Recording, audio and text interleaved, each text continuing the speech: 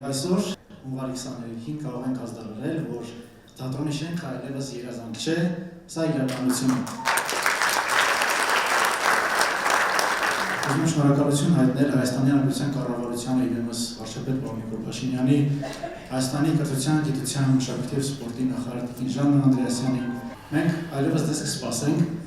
համազգային թատրոնում Անդրեյ Վերմա 3 հասցեով։